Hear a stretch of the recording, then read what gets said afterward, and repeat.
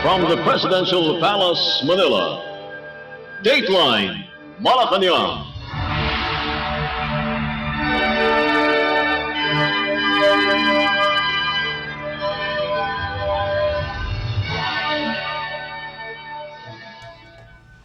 Good day. This is Dateline Malacañang in review.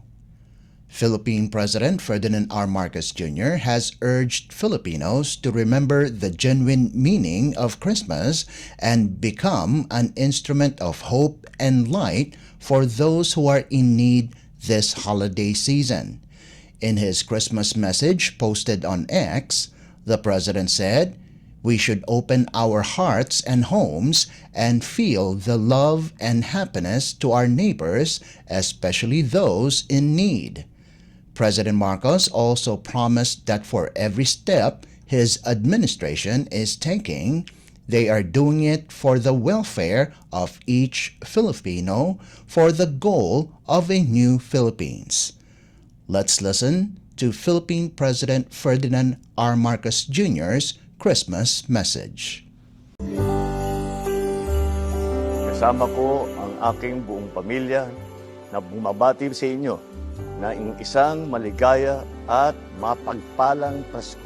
Tuwing sumasapit ang Kapaskuhan, lubos na kasiyahan ang umiiral sa buong sambayanan. Sa bawat sulok at daan, matamis ang mga ngiti na sumasalubong sa bawat isa. At ang ating mga puso ay napupuno ng saya at pag-asa. Kaya naman, sa panahong ito, ramdam na ramdam natin ang lahat ng mga biyaya at bunga ng ating pagsisikap mula sa nakaraang taon. Lagi po tayong magpasalamat sa Poong May Kapal sa lahat ng kabutihan na ipinagkaloob sa atin. Buksan po natin ang ating mga puso at ang mga tahanan upang maipadama natin ang pagmamahal at saya sa ating mga kababayan, lalong-lalo na sa lubos na nangangailangan. Naway isabuhay din natin ang tunay ng diwa ng Pasko sa pamamagitan ng pag-unawa, pagkalinga at pagtulong sa kapwa. Sa pamamagitan nito, tayo ay nagsisilbing parol ng siyang nagbibigay ng sigla, kulay at liwanag sa buhay ng bawat isa tungo sa mas maunlad na bagong Pilipinas. Muli, isang maligayang Pasko po sa inyong lahat.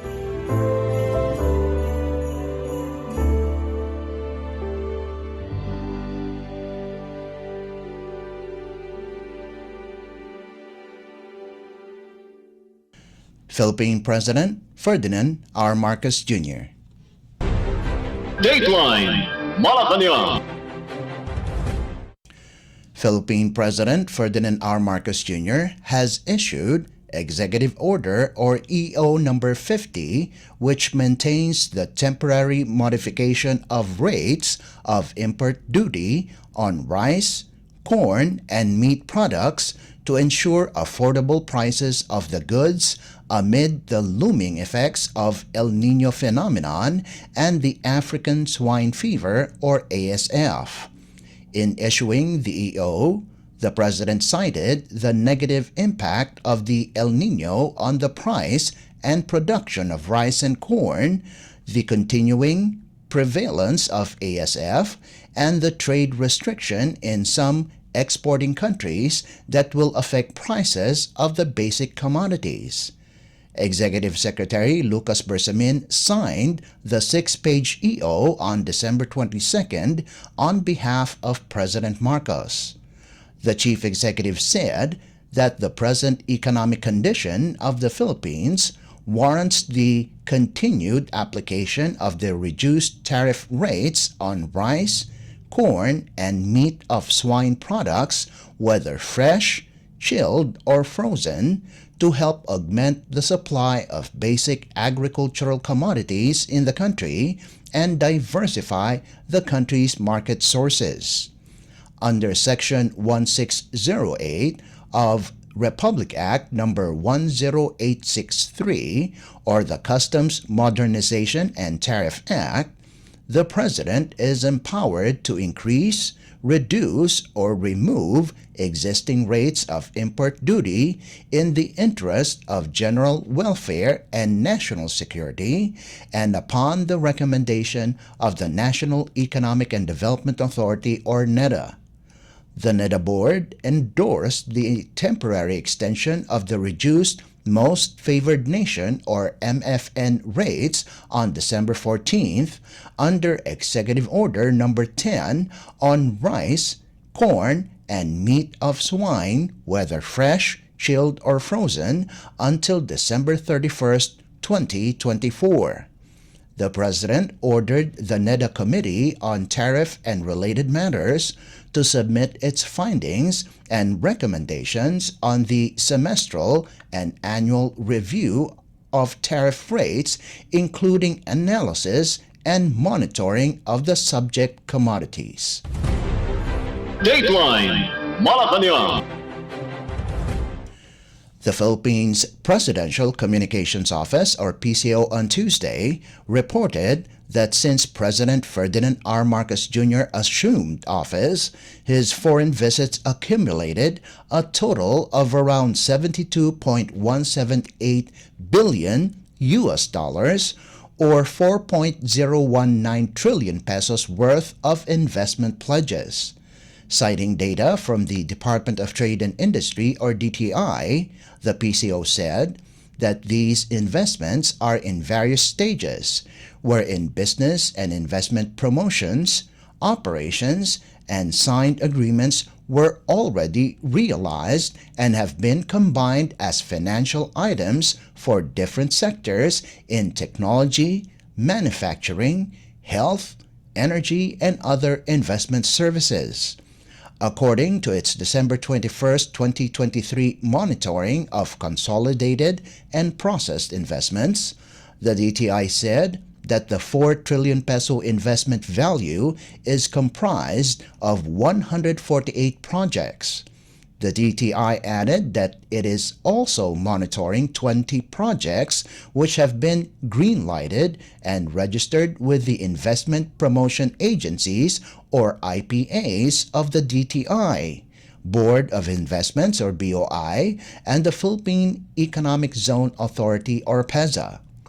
Among the investments that are being monitored are 9 projects from President Marcos Jr.'s participation at the Association of Southeast Asian Nations, or ASEAN-Japan Commemorative Summit in Tokyo, totaling 263.08 million US dollars, or 14 billion pesos, and 6 projects from his visit to the Asia-Pacific Economic Cooperation, or APEC, leaders meeting in San Francisco, California, amounting to 672.3 million US dollars, or 37.2 billion pesos.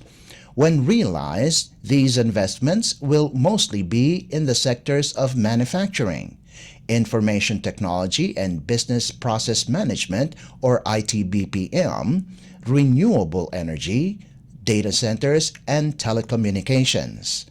Meanwhile, the DTI said that the APEC investments include $400 million, or 2.2 billion pesos, in telecommunications, $2 million, or 110 million pesos, in artificial intelligence, or AI, $250 million, or 13 billion pesos, in manufacturing, $20 million, or 1.1 billion pesos, in health sciences, pharma manufacturing, health services, $300,000, or 16 million pesos, in energy, and an undisclosed amount for another investment in health sciences, pharma manufacturing, health services.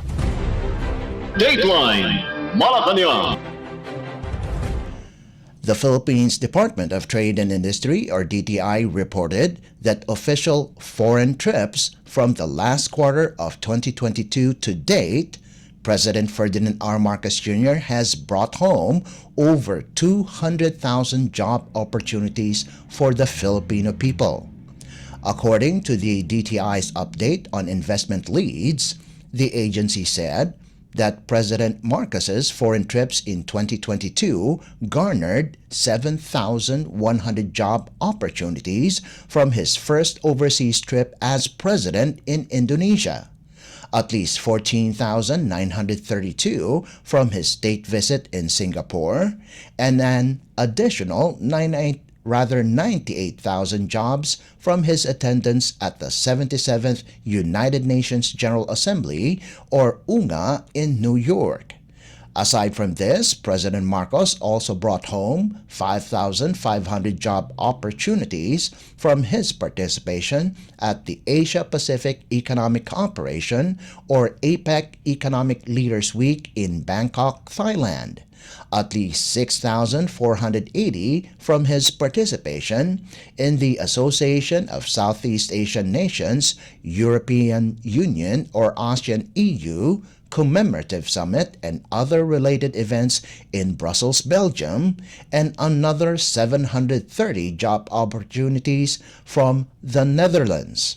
For 2023, President Marcos's state visit to the People's Republic of China in January resulted in 32,722 employment, 24,000 job opportunities from his 5-day official visit to Tokyo, Japan in February, another 6,386 jobs from his 5-day official visit to Washington, D.C., and 8,365 from his 3-day state visit to Malaysia in July. Finally, the Chief Executive's working visit at the 10th Asia Summit organized by the Milken Institute in Singapore generated 450 job opportunities.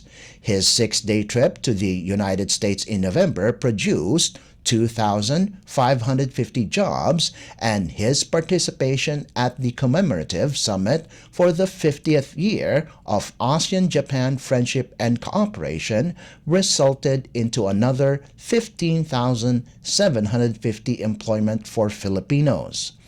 Newly installed Presidential Advisor on Investment and Economic Affairs, Frederick Go, earlier said that 169 billion pesos worth of investment pledges from President Marcos's state visit in Japan have already been actualized, providing thousands of job opportunities to Filipinos. Dateline Malacañang.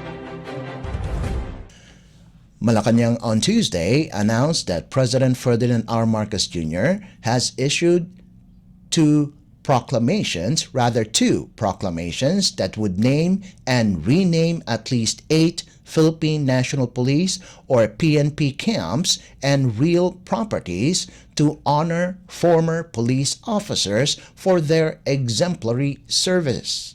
Under Proclamation number 429, signed by Executive Secretary Lucas Bersamin on behalf of the President on December 20th, the President said that it is fitting to give honor to former servicemen who have shown patriotism, courage, and dedication in service, the country and the provinces to which they are assigned, and distinguished themselves in their service to the nation by way of naming and renaming PNP facilities in their honor. President Marcos named the donated lot to the PNP in Pasacao, Camarines Sur Province as Camp Brigadier General Ludovico Padilla Arejola.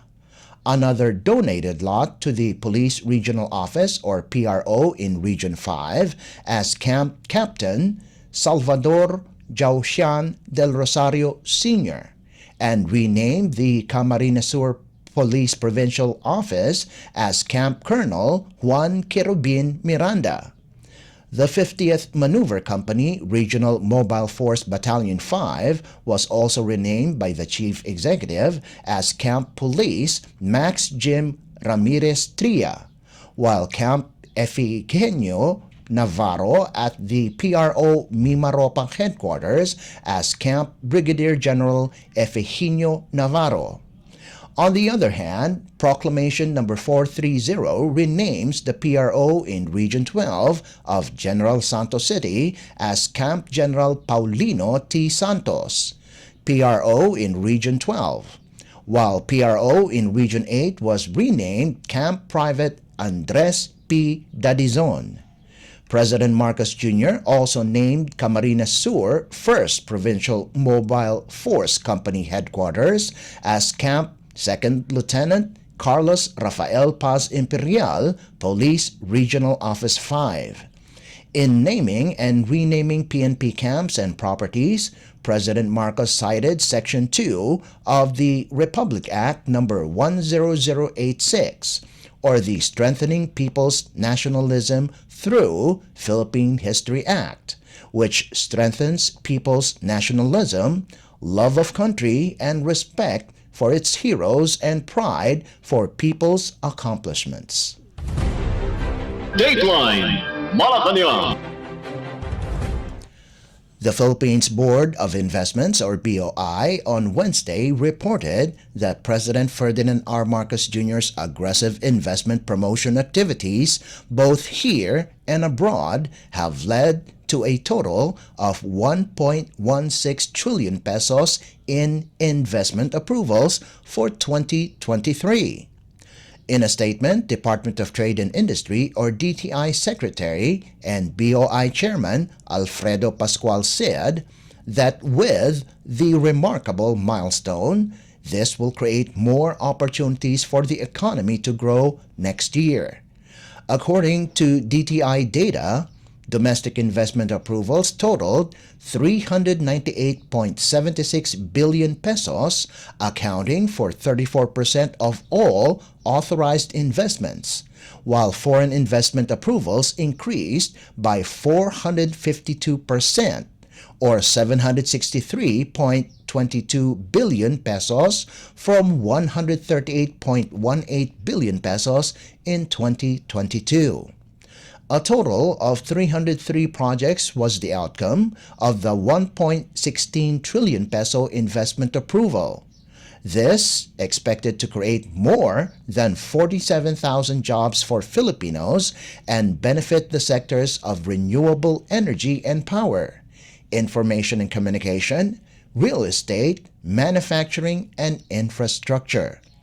With regards to foreign direct investments, or FDIs, Germany emerged with the most considerable contribution of 393.28 billion pesos, while the Netherlands followed with 333.61 billion pesos. Singapore and the United States also contributed with 17.38 billion and 3.38 billion pesos respectively. Regions receiving the most investment were Western Visayas with 316.89 billion pesos, Calabarzon with 211.89 billion, the Bicol region with 162.92 billion, Eastern Visayas with 128.62 billion, and the Ilocos region with 122.18 billion pesos. Dominating the investment approvals in the country is the renewable energy and power industry, with investments totaling 968.14 billion pesos, up by 137% from the 409.03 billion pesos last year.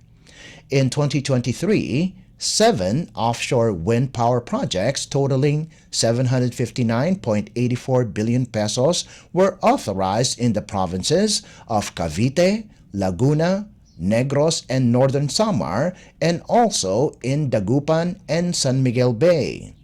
The information and communication sector also collected approvals totaling 96.16 billion. DTI Undersecretary and BOI Managing Head Seferino Rodolfo said there are 3 more projects worth about 350 billion pesos that are currently being assessed.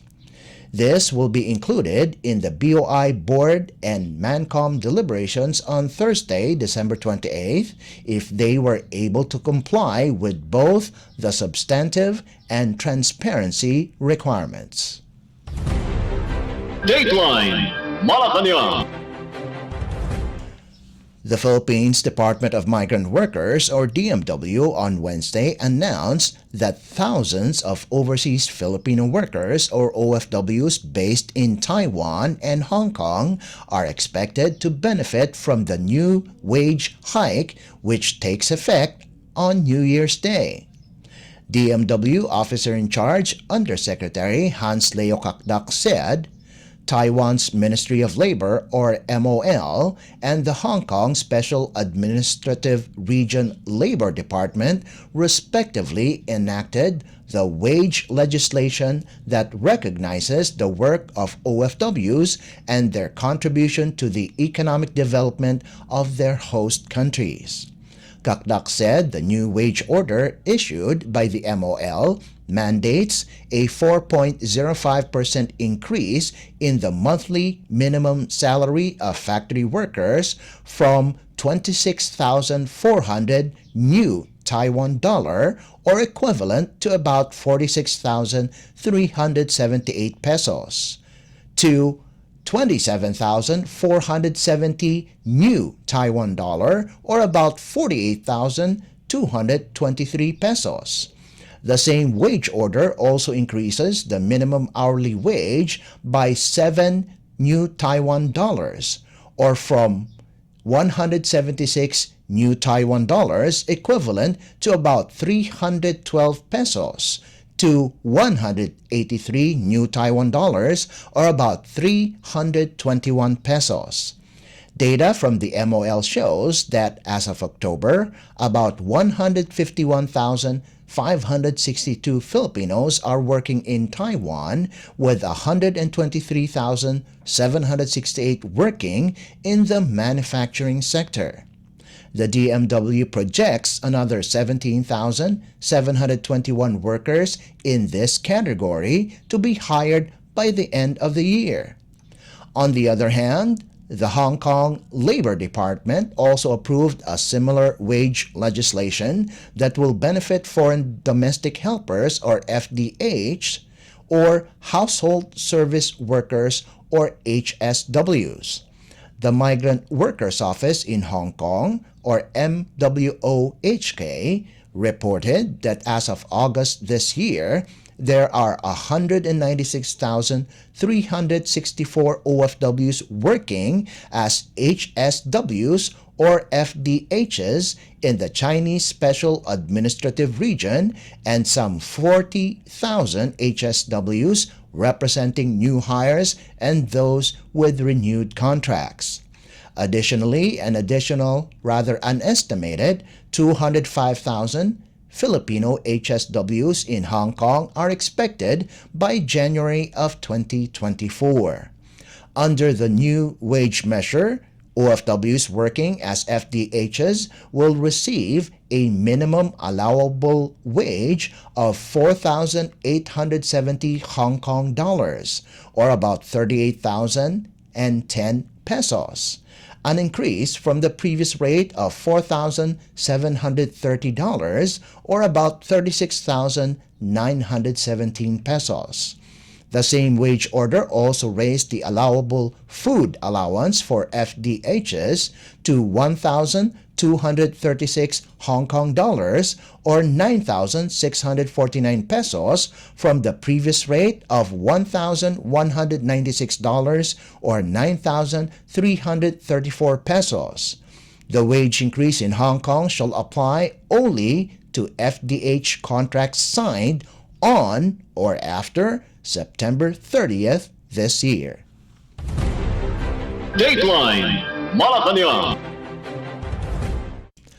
Philippine Senator Sherwin Gatchalian on Wednesday urged the business sector as well as households to be prudent in energy consumption during this holiday season amid the surge in electricity usage.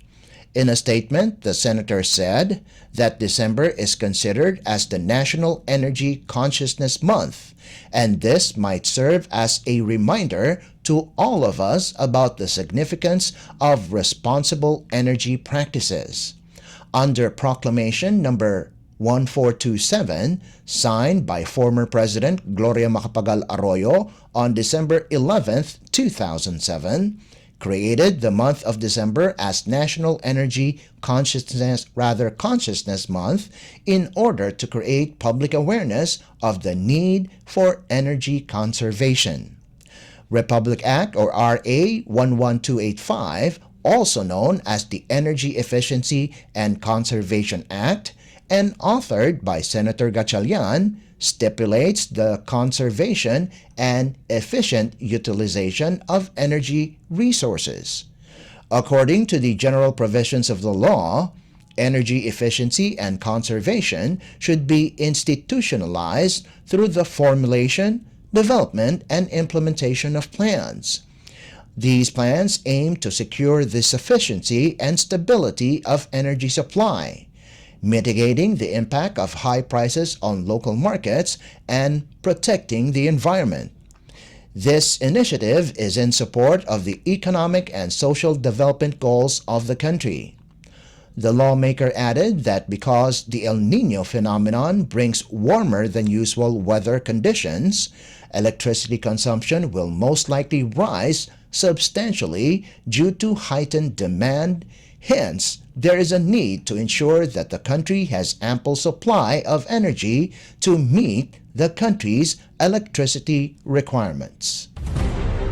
Dateline Malacañang. The South Korean embassy said that the country's official development assistance or ODA to the Philippines in 2023 reached a total of $80 million or about 4.4 billion pesos. Korean ambassador to the Philippines, Lee Sang-hwa, said that Seoul, as the top development partner of the Philippines, would continue to strengthen this area of cooperation with Manila, especially as the countries prepare for their 75th anniversary of diplomatic relations in 2024. The ambassador said that the development assistance is not charity.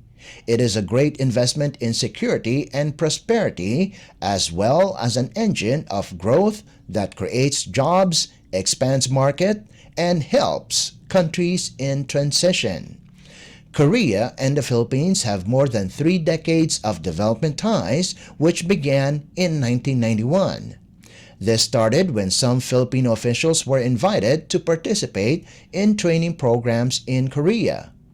This eventually expanded to other areas of cooperation, including agriculture, infrastructure, climate change, disaster risk reduction, health and science, technology, and innovation. Ambassador Lee said the Korea International Cooperation Agency, or KOICA's contribution alone increased about 40 times since the 90s, reaching $18.7 million in 2023. To date, the Philippines is also one of the largest recipients of Economic Development Cooperation Fund, or EDCF, from the Export-Import Bank of Korea, or KEXIM. KEXIM Bank is a state-owned credit agency that implements the EDCF, a Korean ODA program that seeks to promote economic cooperation with developing countries. Dateline Malacañang.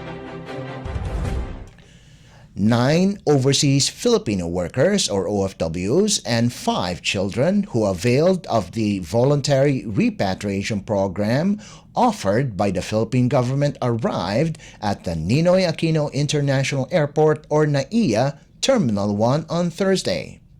The latest arrival is the 20th batch of OFWs from Lebanon, escaping the heightened tension between Israel and the militant group Hezbollah. A total of 111 OFWs from Lebanon have returned to the country since the arrival of the first batch on October 28th. Department of Migrant Workers, or DMW Assistant Secretaries Venecio Legaspi and Francis Ron de Guzman welcomed the OFWs. The two assured them of assistance and other forms of support from the department.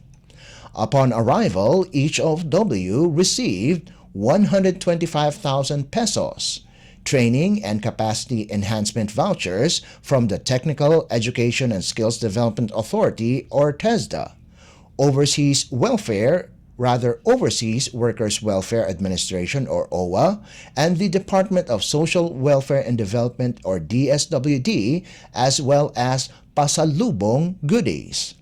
The Department of Health or DOH also extended medical assistance to the returnees. Dateline Malacañang. And finally, Philippine President Ferdinand R. Marcos Jr. signed into law 7 legislative measures to enhance and expand the capacities of at least 7 higher education institutions or HEIs. In a statement on Thursday, the Presidential Communications Office or PCO said the new laws were signed on December 20th and will take effect 15 days after its publication in the Official Gazette or a newspaper of general circulation. Under Republic Act or RA number 11968, the President granted the conversion of the San Isidro Satellite Campus of the Leyte Normal University or LNU in San Isidro, Leyte Province to a regular campus to be referred to as the LNU San Isidro Campus. President Marcos Jr. also signed into law RA number 11969, converting the Bataan Peninsula State University or BPSU Bagak Extension Campus in Bagak, Bataan Province to a regular campus that will be known as BPSU Bagak Campus. The Chief Executive also signed laws that establish colleges of medicine such as the Benguet State University College of Medicine under RA 11970 in La Trinidad, Benguet, and Southern Luzon State University College of Medicine under RA 11971 in Lucban, Quezon Province. Under the newly created laws, the HEIs can now proceed with offering a Doctor of Medicine program, including an integrated liberal arts and medicine program to develop a core of professional physicians and help strengthen the country's healthcare system. President Marcos also signed into law RA number 11973, which established Bicol University College of Veterinary Medicine in Ligao City, Albay Province to produce a core of professional veterinary physicians adept in the prevention, diagnosis, treatment, and control of animal diseases, including terrestrial and aquatic animals. Dateline Malacañang.